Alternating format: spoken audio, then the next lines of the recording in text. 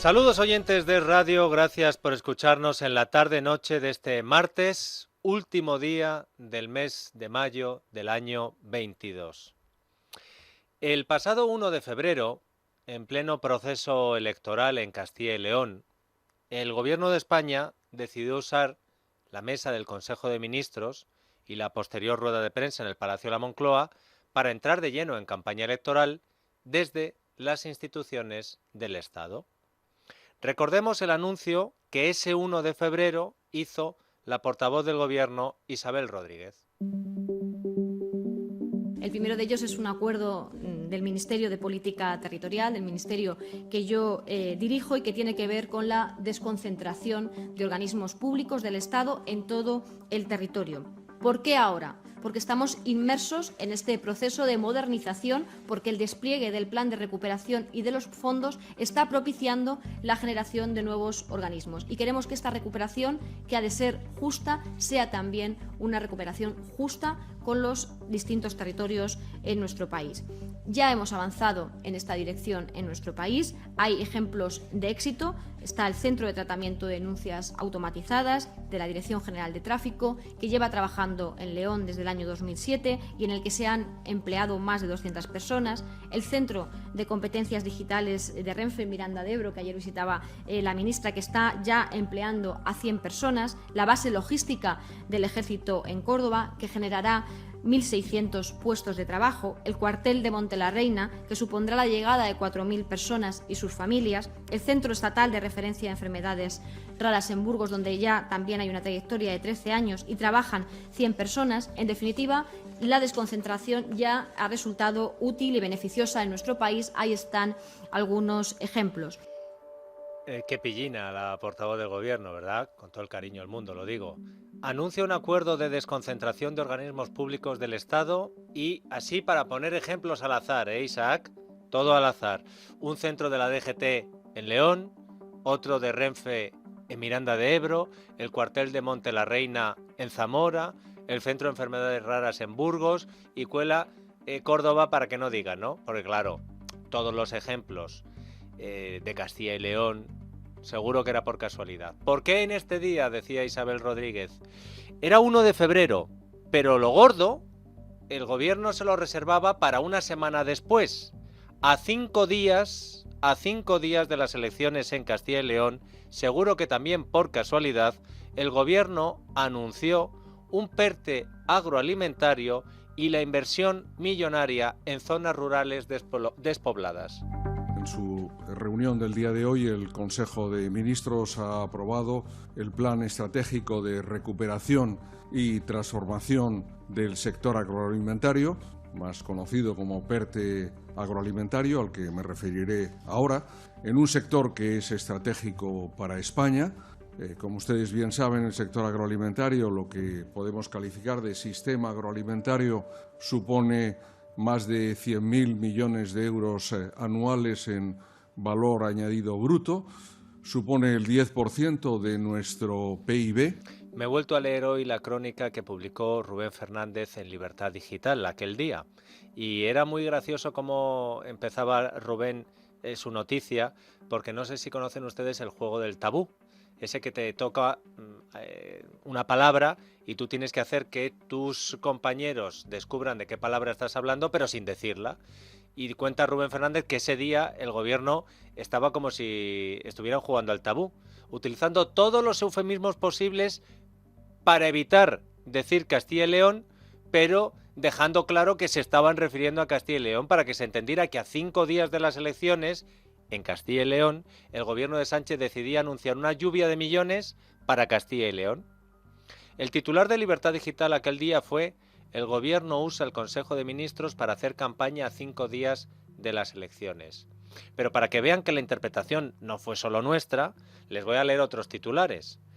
Por ejemplo, Antena 3, el gobierno de Sánchez anuncia 3 nuevas medidas relacionadas con Castilla y León a 5 días de las elecciones. El Español, el PSOE usa el Consejo de Ministros en la recta final de la campaña del 13F. El Mundo, el gobierno aprueba un PERTE de 1.000 millones para el sector agroalimentario a 5 días de las elecciones en Castilla y León. ABC, Sánchez riega al campo con un PERTE de 1.000 millones a 5 días de las elecciones en Castilla y León.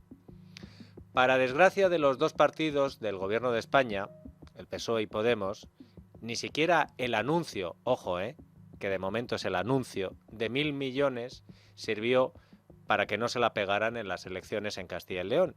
A lo mejor sirvió para que se la pegaran menos de lo que se le iban a pegar, pero eso ni usted ni yo lo vamos a saber nunca. Lo que sí sabemos, y a ciencia cierta, es que el gobierno lo ha vuelto a hacer.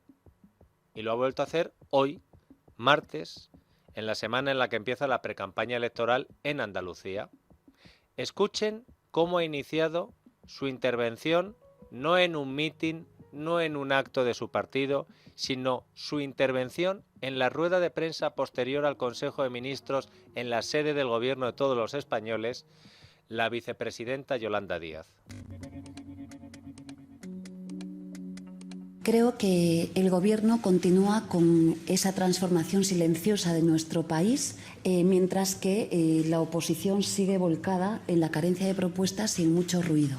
Y digo transformación profunda del país y silenciosa, por cuanto que hoy, además de ese plan estratégico de la economía social y de los cuidados, llevamos adelante, volvemos a aprobar por segunda vez en la historia un plan de empleo dirigido específicamente a Andalucía. Como saben ustedes, la tasa de paro de nuestro país es del 13,6%, pero es verdad que las tasas en Andalucía son del 19,5% y las tasas en Andalucía en términos de paro juvenil superan en casi 6 puntos la tasa de paro española. Esperamos que una vez más los 50 millones de euros sirvan para reducir ese diferencial negativo que a día de hoy en términos de paro y en términos de empleo tiene Andalucía respecto del conjunto del Estado. Si con Castilla y León al gobierno de Sánchez y Yolanda Díaz no le valió para ganar las elecciones un anuncio de 1.000 millones de euros,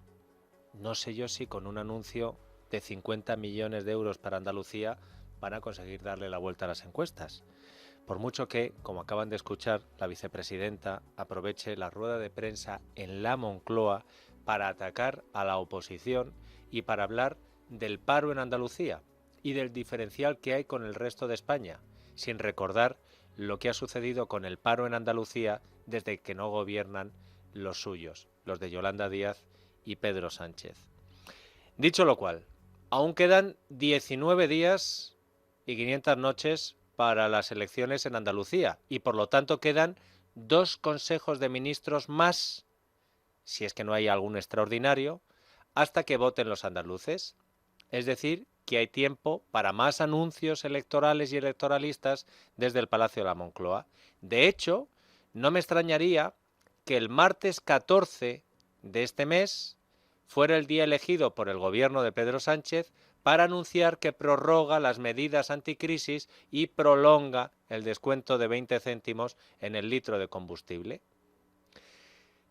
Veremos si esta vez la estrategia le funciona a Sánchez y a Yolanda Díaz en las urnas, pero lo que se dice hoy la verdad es que no les ha funcionado mucho, lo del anuncio del dinero para Andalucía. Al menos no les ha servido para desviar la atención de la guerra eterna que tienen entre el PSOE y Unidas Podemos, ese gobierno de coalición de progreso. Y la última bronca está siendo a cuenta de la OTAN. Yo entiendo la indignación de los guionistas de la Moncloa, que se sacan de la manga un anuncio sobre Andalucía y el paro, y los periodistas, en vez de preguntar por lo bueno que es el gobierno, y con los andaluces en particular, se ponen todos a tocar las narices con lo de Podemos y la OTAN. Quería preguntarle a la vicepresidenta, ha comenzado la rueda de prensa la portavoz destacando la trascendencia histórica que concede este Gobierno a la cumbre de la OTAN que se va a celebrar a finales de mes. Ayer usted se ausentó del acto de celebración del 40 aniversario del ingreso de España, que fue también muy destacado por la Moncloa. Me gustaría saber, vicepresidenta, si va a asistir a la cumbre de final de mes, teniendo en cuenta además el discurso tan crítico que mantiene Unidas Podemos sobre esta cumbre. Bueno, como saben, creo que todos y todas ustedes, ayer yo tuve que practicarme unas pruebas médicas y este es el motivo por el que ausenté mi presencia.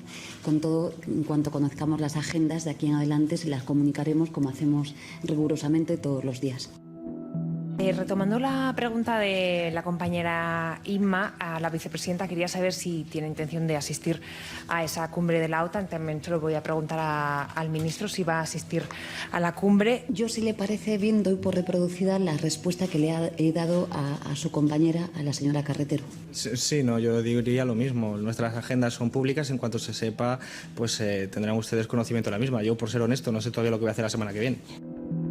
Al ministro Garzón me gustaría preguntarle si se siente cómodo en un Gobierno que va a reforzar de forma significativa el gasto en defensa y que tiene este discurso sobre la presencia de España en la OTAN, teniendo en cuenta que hace un par de meses Izquierda Unida promovió una manifestación en contra de la OTAN. Bueno, como saben ustedes, conocen perfectamente la opinión sobre esta materia de mi fuerza política, la genealogía, la historia, creo que es evidente, no es ninguna sorpresa, pero tienen que recordar que el compromiso absoluto e inquebrantable de esta fuerza política de Izquierda Unida es con el acuerdo del Gobierno de coalición. Y después de escuchar cómo en varias ocasiones los ministros que hoy le acompañaban, es decir, Yolanda Díaz y Alberto Garzón, se negaban a decir si van a acudir a la cumbre de la OTAN como miembros del Gobierno de España y si defienden o atacan a la Alianza Atlántica, la portavoz Isabel Rodríguez ha tenido también que responder a esto. Quería preguntarle también a la portavoz si les preocupa que estas discrepancias en el seno de la coalición puedan dañar la imagen de España de cara a los socios de la OTAN. Bueno, creo que la imagen de nuestro país en el contexto internacional hoy está más fuerte que nunca por el liderazgo que está imprimiendo el presidente del Gobierno, desde luego en la Unión, en muchos aspectos, desde la apuesta económica por una salida distinta a la crisis. Creo que conviene recordar, porque olvidamos demasiado rápido, que los fondos de recuperación, que el plan de recuperación fue posible gracias al que el presidente del Gobierno de nuestro país, de España, levantó la mano y dijo: hay una salida distinta a esta crisis y tenemos que dar esa respuesta que necesita España, que necesita la Unión y que no es la de los recortes y el austericidio. Quiero recordar que el presidente del Gobierno ha liderado también una respuesta distinta en el ámbito energético. A esta hora, lo que está preguntando la Comisión Europea y hasta la AIREF al Gobierno de España es cuánto dinero de esos famosos fondos de recuperación han llegado a las empresas españolas. Porque el Gobierno no se lo dice a nadie. Y sobre lo de la reforma energética, mejor no hablar, ¿no? Porque hoy es martes, ha habido Consejo de Ministros, Marta Cotarelo, nuestra productora, sí ha habido, pero no ha habido aprobación de lo de la rebaja de la luz. Vaya, que estamos todavía esperando a lo del gas, que saben que las medidas eran para hasta el 30 de junio. Y vamos a llegar a un Consejo de Ministros en junio donde nos van a aprobar lo del gas y la calefacción. Pero hablando de ese líder de Europa que levantó la mano y dijo hay una salida a la crisis y que se llama Pedro Sánchez, por si ustedes no lo habían identificado, hoy nuestro presidente del Gobierno es noticia, porque ha dado una rueda de prensa. Eso es noticia. Creíamos que iba a terminar el mes de mayo sin que lo hiciera, pero nuestro presidente siempre nos sorprende. Es verdad que estaba en Bruselas por el Consejo Europeo y que como allí todos los líderes dan ruedas de prensa para explicarle las cosas a los periodistas, pues queda un poco feo que Pedro Sánchez haga en Europa lo que hace en España, que es decir, ignorar a los medios de comunicación y sus preguntas.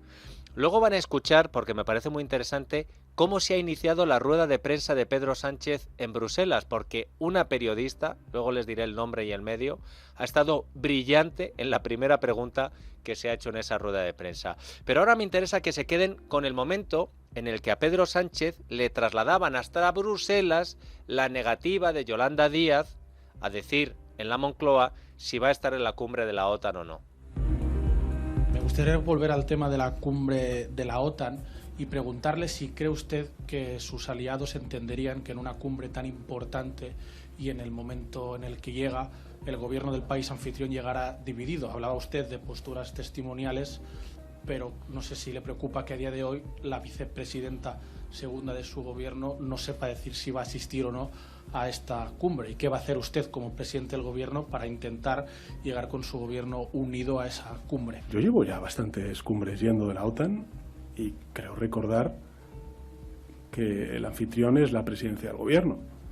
En todo caso, le diré, nadie me ha planteado a mí nada en relación con lo que usted cuestiona. Al contrario, ayer mismo, en algunos medios de comunicación que representan a ustedes, pues el propio secretario general Stoltenberg ensalzaba la labor del Gobierno de España, reconocía el compromiso del Gobierno de España con la OTAN y, por tanto, entiendo el debate en la política nacional, pero ya le digo que esto no tiene ninguna traslación en cuanto a la celebración de la OTAN y en cuanto al grado de compromiso que tiene el Gobierno de España con la OTAN, que es total y es así reconocido por parte del secretario general y del resto de naciones. Al menos Pedro Sánchez nos ha concedido que él entiende que haya debate en la política nacional suscitado porque tengamos un gobierno con un presidente que presume ahora de ser el más otanista del mundo, si me permiten la licencia, mientras que la mitad de su gobierno se cisca en la OTAN y se niegan a decir si irán o no a la cumbre porque no saben si van a tener en su agenda algo más importante que hacer. Cuenta Rubén Fernández, nuestro compañero al que citaba antes, pero esta es una noticia de hoy, cuenta ahora mismo en Libertad Digital que ministros socialistas están hartos de las acusaciones de Podemos sobre la OTAN, incluida esta acusación que hizo ayer el portavoz podemita Sánchez Serna. Creemos que hay otras prioridades a esos 37 millones que va a costar y que se han adjudicado a dedo, sin ningún tipo de concurso público. 37 millones de euros que creemos que no van a beneficiar tampoco a un escenario de paz y que, como digo, se podrían haber invertido mucho mejor en gastos sociales como son la educación y la sanidad pública. Según cuenta Rubén en Libertad Digital, estas y otras acusaciones de Podemos han irritado al sector socialista donde, abro comillas, se muerden la lengua para evitar descalificar a la formación con la que gobiernan. Cierro comillas. Pues puedo estar equivocado, es mi opinión. Pero a mí me parece mucho peor el comportamiento cómplice de esos ministros socialistas que le bailan el agua a Podemos en el Consejo de Ministros y luego van a decirle a los periodistas que se tienen que contener para no decir lo que piensan. Porque si de verdad estuvieran indignados, solo tendrían que hacer como sus compañeros de Podemos y decirlo en alto. Y si no lo hacen es porque o piensan igual que los podemitas o son unos cobardes y les da miedo que, si hablan, su nombre puede aparecer en la lista de cesados de la próxima crisis de gobierno. Pues que sepan esos ministros y o ministras socialistas que a más de uno se le está poniendo cara de José Luis Ábalos.